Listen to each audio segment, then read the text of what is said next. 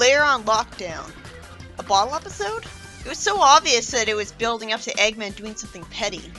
Sonic tells him off for selling online tickets, and Tails yells at him for inconvenient shipping fees, along with Amy yelling at him. Then the heroes beat robots with Tails swinging into one on an energy beam attached to a ceiling thingy, and Six hits away something dangerous with a staff. The thing lands on something that causes everyone to be sucked up by tubes. Sonic manages to shut it off, and Cubot stays with him. So why are they under lockdown for a day or two? I thought the lockdown would make sense. It was more confusing than I expected it to be. Apparently, the problem was that Sonic pressed buttons he shouldn't have. But it seemed like the lair was just automatically panicking because Six damaged the control panel. Sonic immediately gets desperate to escape, and somehow even Cubot doesn't know the password. Well, he is an idiot, so it's the perfect robot to not know the password. Since the heroes are trapped in the lair basement, Amy decides they can at least clean up, because she's a girl. There's no other reason, because why would she care about Eggman's base not being clean? She would want it to stay dirty. Six calls Orbot soulless robo scum. And while I was wishing she would get character development about her hating technology here, she just screams at Orbot's little hand game, when obviously she has no reason to be afraid of it. Refuses to tell us about her family, even though she's an orphan, so there is nothing to not tell. And won't even play I Spy with them. I really felt sorry for him. And he naturally decides to leave. And he's still sympathetic because he's so sad. I actually managed to find someone who treated him worse than Eggman did. It really is a shame it has to be this way, because this was the perfect opportunity for Six to learn that not all technology or robots are bad.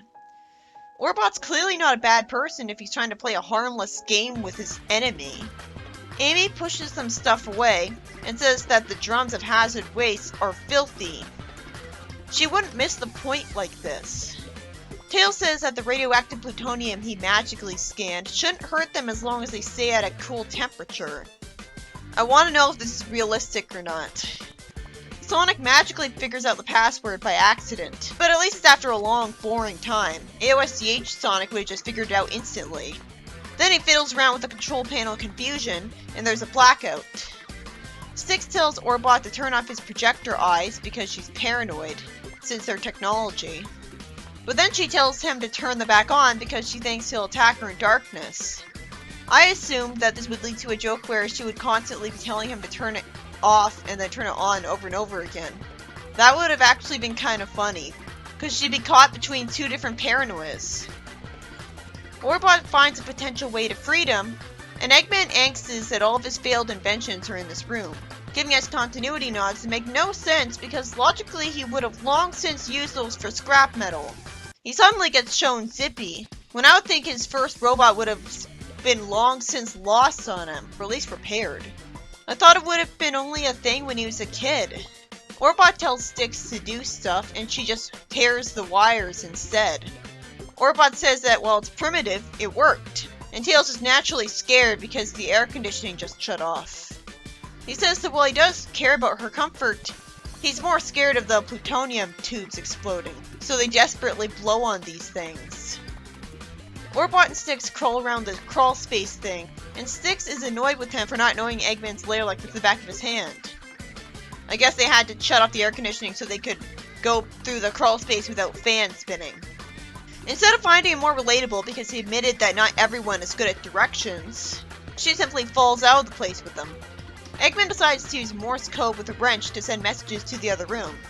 So Styx and Amy hear what Tails immediately recognizes as Morse code, and Orbot also knows Morse code. And Orbot tells Eggman about the radioactive ooze through Morse code too. These guys are all ridiculously prepared to know Morse code. I was waiting for the show to lampshade this, but it didn't. It's not self-aware of them to just totally unironically use the everyone knows Morse code trope. At least it's justified because Tails is a genius and Eggman is a genius, and so he would teach Orbot and Cubot Morse code just to make sure. And Eggman has been shown to be ridiculously prepared in the show before.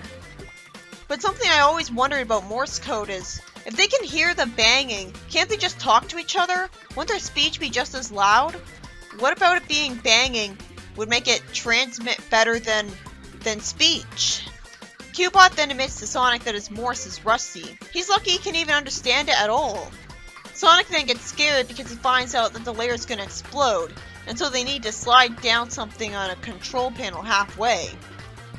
Logically, they would have been completely screwed because if Cubot's stupid enough to not know the password right away, and that's why this episode took so long, why would Cubot even remember any Morse code at all? It would make more sense if Eggman just called Cubot on his cell phone. Knuckles gets smacked all over the place. I love that. I love that there's still managed to be a big high-stakes situation in an episode like this. It's actually nice to hear the drum music.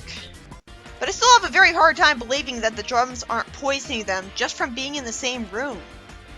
Sonic then fails to get past the force field at first, realizes the caps lock is the problem, and they all run out of the base before it explodes. I didn't think it would still explode. I guess the base will be back to normal next episode instead of there being an episode where he lives somewhere else while it's being repaired. It was sweet that she put her hand on Orbot's shoulder and said he really helped them. But wait, how did he help them? Tails understood Morse code just as much as he did. She still calls him a robotic abomination, but she says that he's the one she hates the least. They didn't go far enough with it for my liking. It would have made more sense if he simply played games with her to earn her trust. But apparently she wouldn't even let him do that, even though she would have been bored. This was an intriguing episode, just like I expected. But the lockdown wasn't justified clearly enough. Six hid something away and it fell into a control panel, and it decided to sort the occupants by moving them with the tubes. And then Sonic stops the tube suction, and then all of a sudden a lockdown starts. So, based on how much he screwed up using the control panel in this episode, I guess the lockdown started because of what he did here. He just pressed buttons he shouldn't have. This plot could have been more interesting. Like, had more heart, I mean. Orbot makes me feel so sorry for him because Styx races against him the entire episode, even though he's clearly completely harmless and nice. He should have been her favorite robot even from the start, because he's the only robot who's never tried to hurt her. All he wants to do is play games with her and learn about her family. But because she's paranoid, she's a robot racist the entire time, and yet she still trusts him to guide her through the crawl space. I can definitely tell that I like Styx a lot as a character, because I would have been a lot more angry if this was Amy instead of her. But I'm able to give her the benefit of the doubt, because it is in character for her to be paranoid and hate technology. She only compliments him in the end, and by that point I don't think he really did anything for her to earn it, other than passively putting up with her insults instead of getting mad at her. He has the patience of a saint, and is pretty thick-skinned to have not cried from all that. But of course Eggman would have to program him to be that way. I was pretty surprised that the episode had such high stakes. Somehow Eggman has tubes of radioactive plutonium in his own base, instead of having long since disposed of them illegally. He could have sent them to the moon if he wanted to. It'd make more sense if he threw it in the ocean. It's as stupid as him somehow misplacing Zippy, and it still being able to work. Or his failed inventions being in the basement instead of being used for scrap metal. This is a guy who's so cheap that he was desperate to get free food from Sonic's delivery service. And he won't recycle his invention materials? He won't rebuild Swifty and send him to other towns to steal stuff for him? Basically, the base ended up exploding because it's too hot for the plutonium. But wait, there was an episode where there was a heat wave and even Eggman was hot. I guess the radioactive plutonium tubes weren't in the basement in that episode. And Sonic eventually figures out the control panel with Cubot's help to get them out of there just in time. Logically, wouldn't that explosion have rendered Eggman's base location a radioactive wasteland that's way too dangerous for him to just rebuild in it? Wouldn't the heroes have to wear hazmat suits every time they come here so they wouldn't get toxic waste poisoning? Those suits would actually be a wonderful way to take advantage of Robotnik's industrialist pollution-happy identity that even Robotropolis didn't think to do. You think Eggman would have polluted it specifically for biological warfare so that only robots can survive in Robotropolis? But if Boom Eggman did that, he'd also have the trash collector unable to come do his job here. And the heroes could just get hazmat suits anyways. But no, I'm sure Tails invents a magical toxic waste remover off screen. Or somehow in this universe, exploded plutonium doesn't render a place irradiated for centuries. I hope that's not how plutonium works, because otherwise this is a pretty big plot hole that should force Eggman to have to move his base somewhere else. But that required effort on the part of the animators, when AOSDH could have as many settings as it wanted because it was hand-drawn animation, so they didn't have to make brand new CG models for every new location. Every new and old location required just as much effort to draw.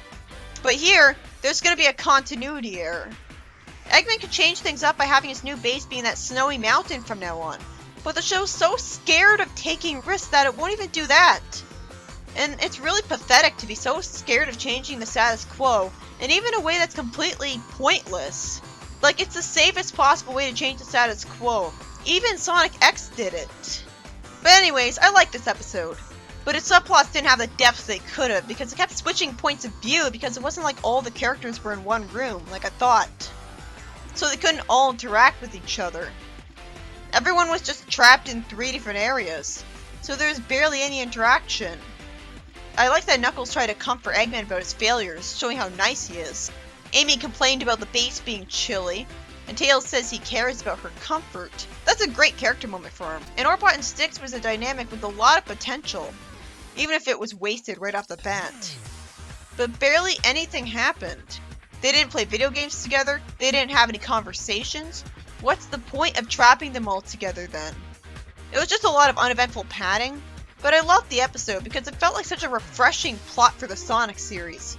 The heroes are all trapped with Eggman in his base, and he can't do anything evil to them. He can't even try to fight them, because obviously Knuckles would beat him up if he tried. You and I become one. We started out with Eggman saying what he's got in his base, reading off a list while wearing some nice new Hawaiian shirt. Since he's gonna go away on vacation for a villain retreat, he's networked all of his B-bots so that they'd automatically attack Sonic. Why didn't he do that in the first place? Why isn't that always the case? I thought that was always the case with every robot he's ever made.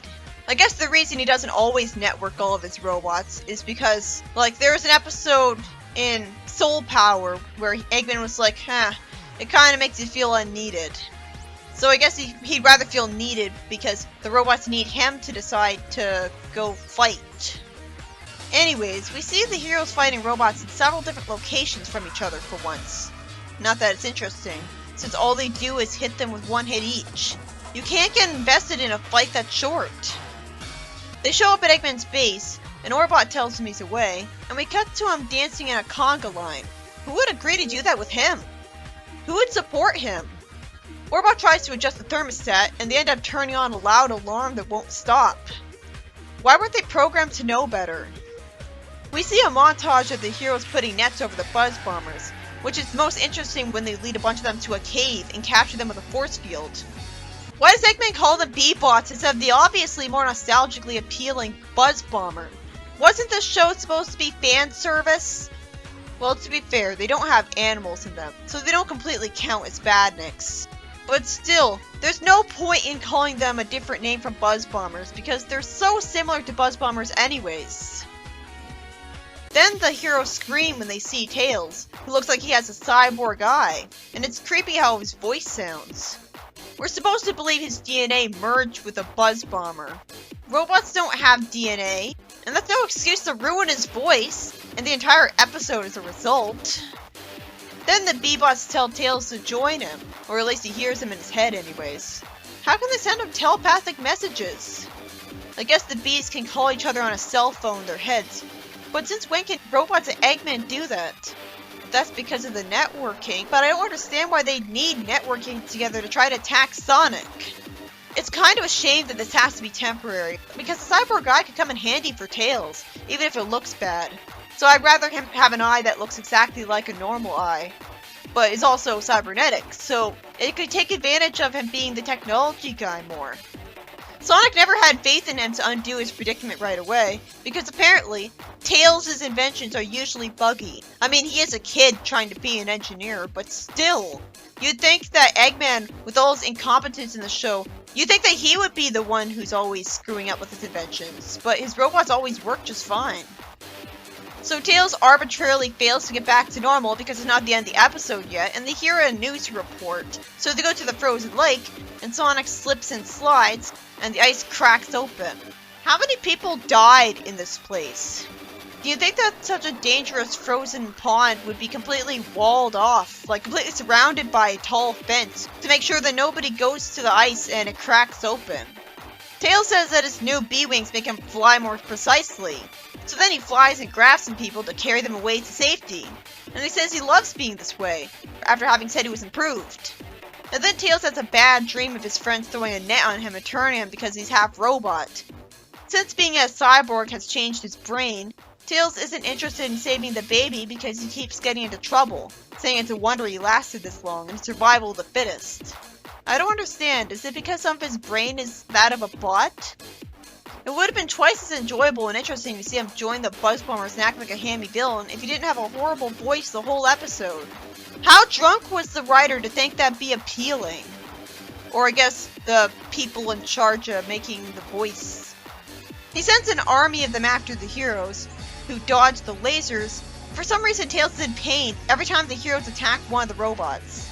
That doesn't make any sense at all. Sonic somehow knows exactly where to go to confront Eggman about this, and the other villains laugh at Eggman because someone took control of his robots and he didn't immediately want to do something about it, and this changed his mind because those people were brave enough to laugh at him.